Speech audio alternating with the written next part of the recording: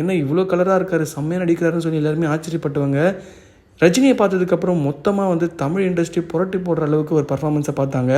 அந்த டைமில் பீக்கில் இருந்து எத்தனை நடிகர்கள் ரஜினியை பார்த்து பயந்தாங்கன்னு சொல்லலாம். ஏன்னா ஒரு படம் ஹிட் ஆகுது அப்படின்னா அதுக்கு மிக முக்கியமான காரணம் டைரக்டர் மட்டும் கிடையாது, அந்த ஆக்டரோட நேமும் இருக்கும், அந்த ஃபேஸ் வேல்யூ வச்சு தான் எல்லாருமே வருவாங்க. அந்த டைமில் பீக்கில் இருந்த ரஜினிகாந்த் தன்னோட படங்களுக்காக 200 300 செலவு பண்ணி வர பசங்களுக்கு அவர் கொடுக்க வேண்டிய எல்லா ஸ்டைல்ஸுமே கொடுத்துருக்காரு. அந்த டைமில் 200 300ன்றது இந்த டைமில் கிட்டத்தட்ட 10,000 ரூபாய் கிட்ட செலவாகும் அப்படின்னு சொல்லலாம். எல்லாருமே நார்மலான ஒரு மனிதனாக போயிட்டு வெளில வரும்போது ரஜினி ஃபேனாக தான் வெளியே வருவாங்க. அந்த ஒரு விஷயம் அந்த டைமில் முன்னணி நடிகராக நிறைய பேருக்கு பயத்தை உண்டு பண்ணியிருக்கு.